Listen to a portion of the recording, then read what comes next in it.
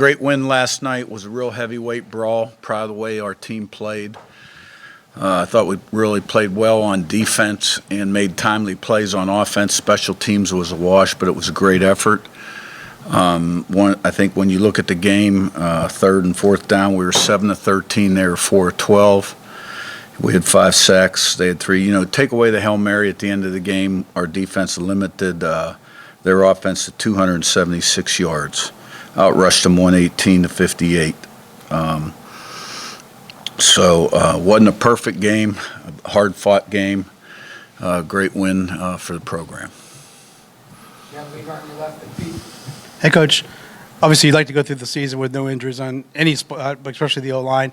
You had Drew Evans go down. Adamo Gianni stepped in, has played well.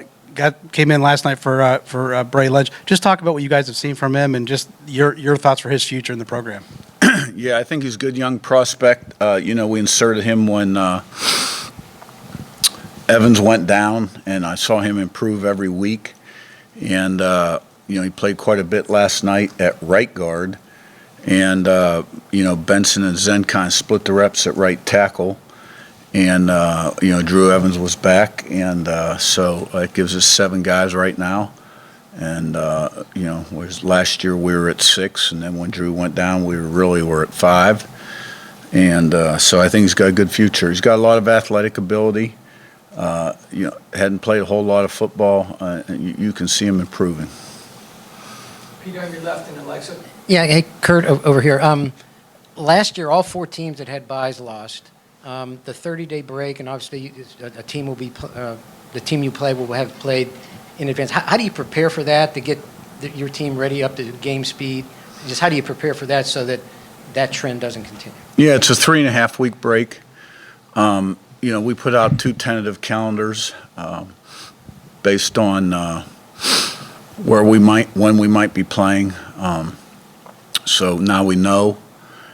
We'll treat the first half of this just like any off week. We'll practice enough to stay sharp, get the rest and recovery in, get the weights in, and then once we figure out who we're going to play, which will be Friday night, the 19th I think, then we'll be able to kind of hone in and go into game plan mode and game plan practice mode.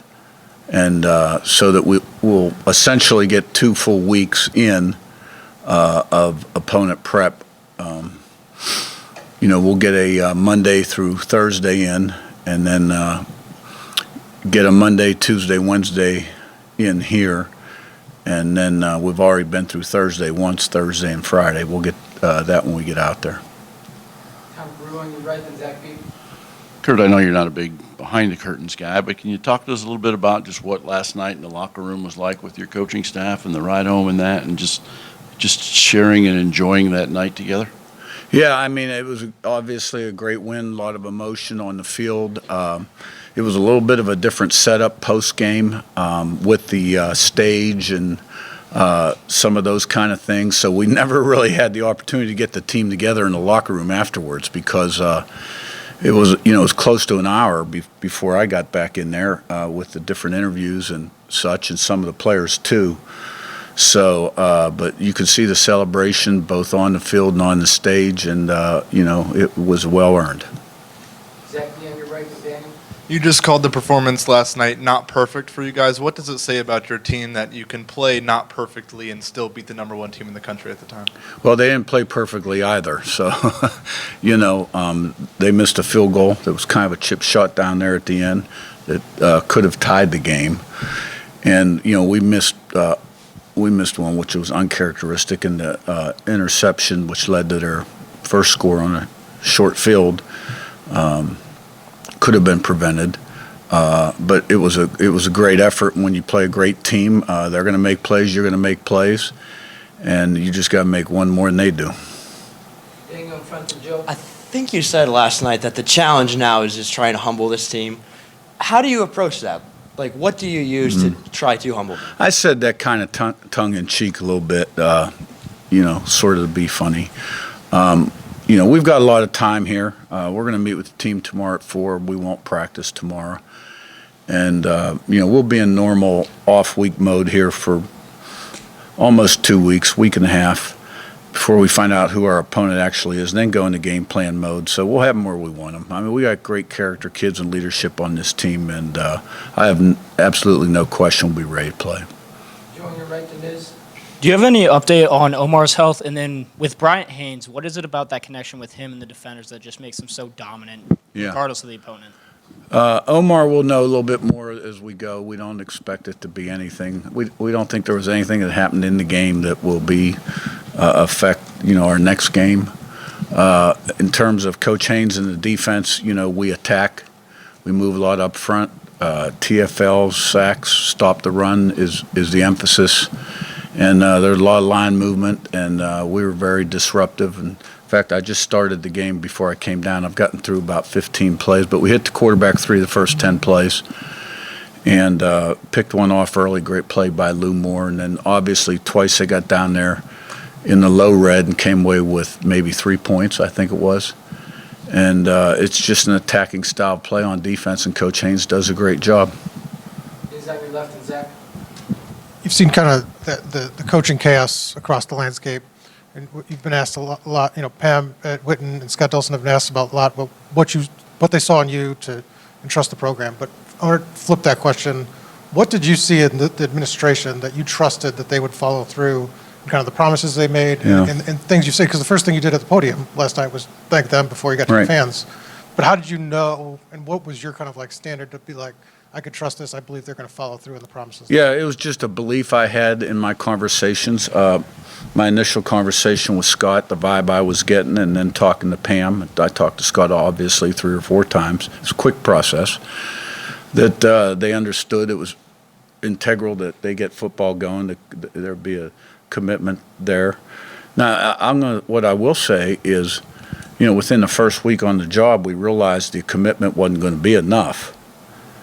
And, right away we upped it and ended up doubling it that first year.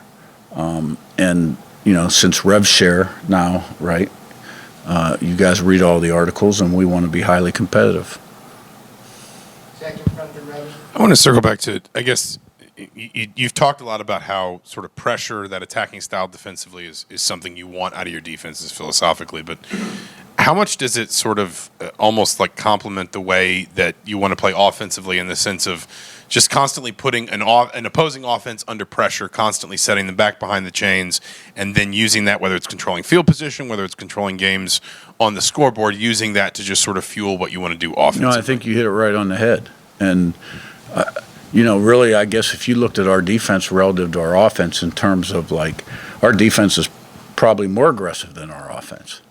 Because we're very balanced on offense between the run and the pass, and don't put too much pressure on the quarterback. And you don't see us spreading the field with 5 wides, things of that nature, running, things that people don't see all the time. We're a little bit more conventional, although we are, going to exploit weaknesses in the run game, pass game as well. And I think that's one of the things, like you look at us last night, the timely plays on third down and the down the field shots we were able to convert on, based on some things that they'd been doing on tape and really hadn't been challenged. But Coach Haynes and we got a lot of heady guys on defense too. You look at that whole linebacking core, and a lot of those guys up front are smart guys. And then you got some really good coverage guys with ball skills on the back end, which allows us to do a lot. Now, there have been some busts in the back end during the season, and I noticed one in the first 15 or 20 plays. Things that we still have to clean up and get better at. Grabbing on your left and Josh. Yeah, Coach, more on a story on just sort of the impact that your success has had on the town, the fan base, the university, et cetera. I'm curious, what are some things that you've sort of experienced, seen, felt, maybe community, town, what have you? And you'd probably have to talk to people on the outside to get a better feel for that. I hear it. I just know that winning lifts all boats. And, in terms of fan support in the stadium, donations in all parts of the university, downtown, in terms, when you pack the stadium and bring a lot of people to Bloomington, it helps our sales.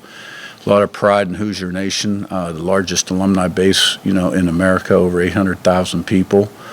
And, I'd say right now the arrow's pointing up, and we've probably got a lot of momentum going in those kind of areas. Josh, on your right, then Ken. Coach Elijah, 10 tackles last night, then that pass breakup on third down. How have you seen him grow as the season has gone on from building off of last season? Yeah, good young player that played really well last night on a huge stage, and it just tells you a lot about him. And 2 years remaining, so key guy to keep around. Ken up top, then we'll wrap us up. Every team is obviously different. Every year is different. But the experience of going through the college football playoff process last year, how is that going to help this team benefit, even though they don't know who they're going to be playing for a couple of weeks? Yeah, second time through, you're always better. This one's a little different because you got a little more time off. But like every other experience from our first year, the returners all learn from those. Some of the newcomers have been in this situation before, Zen and Coogan. So, yeah, it's only going to help us. And this is a different team that's overcome some hurdles that the last year's team didn't, So, we're Big Ten champs. Beat the number 1 ranked team in the country, beat the number 2 ranked team in the country at the time on the road. Proud of what we've accomplished. Seth, on your left, last one. Yeah, Curt, what's made the pairing work so well between Fernando's playing style as a quarterback, and Mike Shanahan's style as an offensive play caller? I guess, how do they complement each other in those roles? I think the thing Fernando has is he has the ability to extend plays, and he's really throwing the long ball real well right now. So, when you have a guy that can get out of trouble and extend the play, he makes the offensive coordinator look real good. The offensive thing, Mike Shanahan, I thought he did a great job last night dialing them up.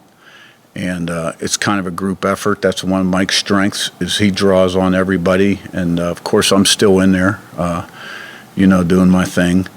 And, Bob has pretty much does a run game for the most part. And we kind of all get together on the pass game and, the various other elements of it, screens, RPOs, et cetera. And, Mike's demeanor is such, he's such a likable guy. And he doesn't really have an ego. And does a great job coaching receivers and has done a great job coordinator. All right, thanks, guys. Thank you.